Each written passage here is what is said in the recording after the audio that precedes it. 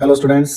तो आज day four day four में हम चैप्टर 1 रियल नंबर्स का एक्सरसाइज 1.1 के आखिरी बचे हुए 3 question number 5, question number 6 and question number 7 को कंप्लीट करेंगे। लेकिन उसको करने से पहले हम एक थ्योरम पढ़ेंगे जिसका नाम है फंडामेंटल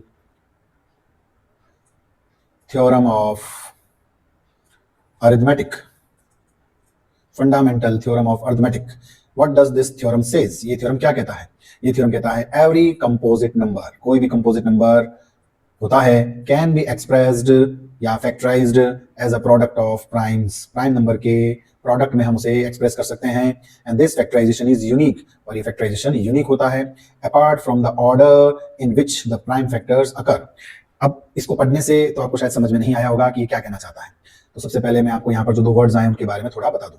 एक तो वर्ड इसके अंदर आया है कंपोजिट और एक आया है प्राइम। एक वर्ड आया है कंपोजिट नंबर, एक वर्ड आया है प्राइम नंबर। तो आप सभी जानते हैं प्राइम नंबर वो होते हैं जिसके सिर्फ 2 ही फैक्टर्स होते हैं, 1 एंड द नंबर इटसेल्फ। ये आपने पढ़ रखा है। और कंपोजिट नंबर में 1 इटसेल्फ ये तो होते ही हैं, इसके अलावा अदर फैक्टर्स भी होते हैं। फॉर एग्जांपल 15 को देखें आप, 15 1 की टेबल में भी आता है, दैट मीन्स 1 का मल्टीपल भी 15 है। इसके अलावा 15 का भी 15 मल्टीपल होता है। इसके अलावा 3 का भी 15 मल्टीपल है और 5 का भी मल्टीपल है। तो 15 के ये फैक्टर्स हैं, ये 4 फैक्टर्स हैं। तो कंपोजिट नंबर्स वो नंबर होते हैं जिनके मोर देन 2 फैक्टर्स होते हैं। जिसके 2 से ज्यादा फैक्टर्स हो उनको हम कंपोजिट कहते हैं, और जिनके सिर्फ 2 ही फैक्टर्स हो, 1 एंड इटसेल्फ, उसको हम प्राइम कहते हैं। तो once again composite is the number which has more than 2 factors, मतलब 1 और इटसेल्फ के अलावा और भी कई इसके फैक्टर्स आते हैं। अब जैसे 17 को देखें, 17 सिर्फ 1 और 17 ही इसके फैक्टर्स हैं, 1 और 17 के अलावा उसका कोई फैक्टर नहीं है, तो ये प्राइम नंबर है। तो this is the difference between composite and prime. अब इस थ्योरम को हम अच्छे से समझते हैं। Every composite number is expressed as factorized as product of primes. Every composite number can be expressed और factorized as product of primes. जैसे मैं आपके सामने लिखता हूँ 20, मैं आपके सामने लिखता हूँ 15, मैं आपके सामने लिखता हूँ 35। ये कुछ मैंने कंपोजिट नंबर्स लिखे हैं। ये वो नंबर्स हैं जिनके मोर देन 2 फैक्टर्स हैं। जब आप 20 का प्राइम फैक्टराइजेशन करेंगे तो 2 raise to the power 2 into 5 आएगा।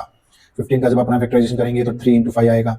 35 का प्राइम फैक्टराइजेशन करेंगे तो 5 into 7 आएगा। तो कंपोजिट नंबर वो नंबर होते हैं जिनके हम प्राइम प्रोडक्ट्स में उसे कन्वर्ट कर सकते हैं, प्राइम नंबर के प्रोडक्ट्स में जिसको लिख सकते हैं। तो यहाँ से लेकर यहाँ तक जो लिखा हुआ उसका ये मतलब है कि आप कंपोजिट नंबर को प्राइम नंबर के प्रोडक्ट्स में लिख सकते हैं। अब इसमें ये कहा गया है कि जो फैक्टराइजेशन है वो यूनिक होता है। इसका क्या मतलब है? इसका ये मतलब है कि 20 जो है उसका जब आप प्राइम फैक्टराइजेशन करेंगे तो 2 into 2 into 5 ही आएगा, इसके अलावा और कोई नंबर नहीं आएगा। 2 2 5 यही नंबर आएंगे, कोई और नंबर नहीं आएगा। इसका मतलब यही इसके यूनिक प्राइम फैक्टर्स हुए, इकलौते यूनिक। इसमें एक और बात देखिए, apart from the order. Order से मतलब यहाँ पे इस तरह से है कि 2 into 2 into 5 को आप 5 into 2 into 2 लिखते हैं तो भी कोई दिक्कत नहीं है, 2 into 5 into 2 लिखते हैं तब भी कोई इफेक्ट नहीं पड़ेगा। इसमें प्राइम नंबर के ऑर्डर से कोई इफेक्ट नहीं पड़ता है। इसमें सभी वही प्राइम नंबर्स हैं जो हमने यहाँ पर देखे हैं। तो 20 के प्राइम फैक्टर्स 2 into 2 into 5 ही होंगे, इसके अलावा कोई नहीं हो सकते। सिमिलरली 15 का आप देख सकते हो 3 into 5 है तो आप 3 into 5 लिखें चाहे 5 into 3 लिखें, इससे कोई फर्क नहीं पड़ेगा। लेकिन 15 के प्राइम फैक्टर्स 3 और 5 ही होंगे या 5 और 3 होंगे। 35 का प्राइम फैक्टराइजेशन करेंगे तो 5 into 7 या 7 into 5 होगा, इसके अलावा कोई भी प्राइम नंबर इसमें इंक्लूडेड नहीं है। So this is the meaning of fundamental theorem of arithmetic. I hope आप इसे समझ गए होंगे। अब इस पॉइंट को हमें कहाँ यूज करना है? इस पॉइंट में हमें ये यूज करना है कि कोई भी कंपोजिट नंबर जो होता है उसे हम प्रोडक्ट ऑफ प्राइम में लिख सकते हैं। ये हमने इस थ्योरम में समझ लिया है। तो एक और बात इसका रिवर्स भी समझ लीजिए कि अगर किसी भी नंबर को आप प्रोडक्ट ऑफ प्राइम में लिख सकते हैं तो वो कंपोजिट नंबर होगा। कोई भी composite number product of prime में लिखे जा सकते हैं, तो प्रोडक्ट ऑफ प्राइम में लिखे हुए नंबर हमेशा कंपोजिट होते हैं। ये एक दूसरे को सेटिस्फाई करते हैं। तो हम आगे बढ़ते हैं एक्सरसाइज 1.1 के क्वेश्चन नंबर 5 की तरफ। So what is question number 5? Check whether 6 raised to the power n can end with digit 0 for any natural number n। ये कहना चाहता है कि 6 की पावर n जो है क्या डिजिट 0 से एंड हो सकती है। सबसे पहले तो मैं आपके सामने एक ऐसा नंबर लेता हूं जिसके पीछे 0 आया हुआ है, जैसे है 20 में पीछे वाला नंबर 0 है। तो अब इसका अगर प्राइम फैक्टराइजेशन करेंगे तो 2 into 2 into 5 आएगा। एक और नंबर लेते हैं 40, जब इसका प्राइम फैक्टराइजेशन करोगे तो 2 into 2 into 2 into 5 आएगा। इस तरह से 100 का जब आप प्राइम फैक्टराइजेशन करोगे 2 into 2 into 5 into 5 आएगा। तो आप ध्यान से देखेंगे तो जहां जहां पे नंबर्स में पीछे 0 है वहां पर 5 और 2 ये प्राइम नंबर्स में इंक्लूडेड होने ही चाहिए। 5 और 2 दोनों होने चाहिए, तब वो नंबर 0 से एंड होता है। अब इस क्वेश्चन में 6 raised to the power n है, तो 6 का जब हम प्राइम फैक्टराइजेशन करते हैं तो आता है 2 into 3 raise to the power n। 2 तो है बट 5 नहीं है इसके अंदर, तो here 6 raise to the power n doesn't have 5 as prime factor। इसमें 2 तो है बट 5 नहीं है। ये 6 raised to the power doesn't have 5 as prime factor, so 6 raised to the power n will not end with digit 0। तो ये 0 से and नहीं होगा। हम एग्जांपल भी ले लेते हैं, देखिए 6 raised to the power n में n की जगह 1 लिख देते हैं, तो 6 की पावर 1 6 ही होगा, ये 0 से एंड नहीं हुआ। n की जगह हम 2 ले लेते हैं, 6 raised to the power means 6 into 6 which is 36, और 36 भी 0 से एंड नहीं हुआ, 6 से एंड हुआ। 6 raised to the power 3 लेते हैं, 6 into 6 into 6 मल्टीप्लाई करने पर 216 आता है, तो ये भी 0 से एंड नहीं हुआ। तो किसी भी नंबर के ऊपर पावर जब n लगी हुई हो, वो 0 से एंड तभी होगा जब उसके अंदर 2 और 5 दोनों एटलीस्ट अवेलेबल हो। तो नेक्स्ट क्वेश्चन पे चलते हैं हम। Question number 6। What is question number 6? Explain why 7 into 11 into 13 plus 13 and 7 into 6 into 5 into 4 into 3 into 2 into 1 plus 1 are composite numbers। आपको बताना है कि ये दोनों नंबर्स कंपोजिट क्यों है। तो सबसे पहले हम फर्स्ट वाला करते हैं, 7 into 11 into 13 plus 13। तो इसमें हम सबसे पहले 13 जो है आप देख सकते हो दोनों जगह पर कॉमन बन रहा है, तो 13 को आप एज ए कॉमन लेंगे, फिर एक ब्रैकेट बनाएंगे, यहाँ से 13 को हटा देंगे तो यहाँ रह जाएगा 7 into 11 into 1 रहना चाहिए, बट 1 लिखने की जरूरत नहीं है, प्लस 13 को 13 से डिवाइड करेंगे तो यहाँ पे 1 आ जाएगा, फिर is equal to 13 7 into 11 77 plus 1 is equals to 13 और 77 में 1 ऐड करेंगे तो 78। अब आप क्या करेंगे, इस नंबर को अच्छे से प्राइम फैक्टराइज कर देंगे।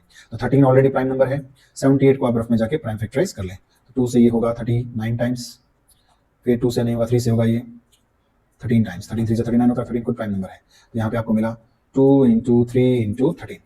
यहाँ पर 13 जो है वो 2 टाइम्स है, तो आप इसे ऐसे लिखेंगे 2 into 3 into 13 raise to the power 2।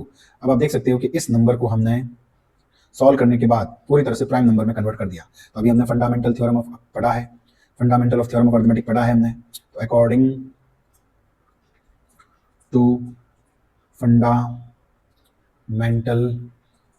Theorem of arithmetic, given number is product of primes factors, given number is the product of prime factors। तो कोई भी नंबर जब प्रोडक्ट ऑफ प्राइम फैक्टर्स होता है सो इट इज कंपोजिट, तो वो composite होता है। ये भी हमने पढ़ा है फंडामेंटल थ्योरम ऑफ अरिथमेटिक में। ये क्वेश्चन इस तरह से होगा, सेम टू सेम आपको इसे करना है, तो वो भी मैं करके दिखाता हूँ आपको, पहले से आप नोट कर लीजिए। तो नेक्स्ट क्वेश्चन है 7 into 6 into 5 into 4 into 3 into 2 into 1 plus 5 are composite numbers. इसमें बताइए कौन सा नंबर कॉमन है, तो आप बताएंगे 5 दोनों जगह कॉमन है, तो 5 हम कॉमन लेंगे, फिर दोनों जगह से 5 को रिमूव कर देंगे, तो यहाँ आ जाएगा 7 इंटू 6 इंटू 1 आएगा, बट लिखने की जरूरत नहीं है, इंटू 4 इंटू 3 इंटू 2, और इस 1 को भी ना लिखें चल जाएगा, लेकिन प्लस 1 आपको लिखना होगा। तो हमें इन्हें मल्टीप्लाई करना है, तो 7 इंटू 6 इंटू 4 इंटू 3 इंटू 2 को जब आप मल्टीप्लाई करेंगे तो 1008 आएगा, उसमें फिर 1 आप ऐड करेंगे, और 1008 में 1 ऐड करेंगे तो 1009 आएगा। तो ये नंबर आपके कंप्लीट हुआ। अब इसे हम प्राइम फैक्टर्स में बदलेंगे, तो 5 पहले से प्राइम नंबर है, as well as 1009 is also a prime number, ये भी एक प्राइम नंबर है, इसे आप याद रखें कि 1009 एक प्राइम नंबर है। फिर वही स्टेटमेंट लिखना है जो भी हमने लिखा था, here the given number, here is product of prime factors, so by fundamental theorem of arithmetic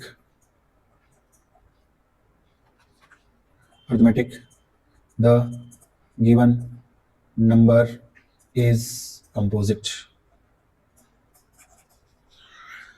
तो इस तरह से क्वेश्चन नंबर 6 हमें कंप्लीट करना है। Next question and last question, इस एक्सरसाइज का लास्ट क्वेश्चन आ चुका है, इसके बाद हमारा एक्सरसाइज 1.1 कंप्लीट होता है।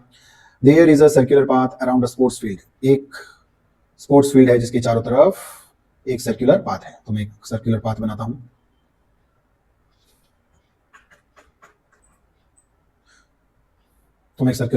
हूं। और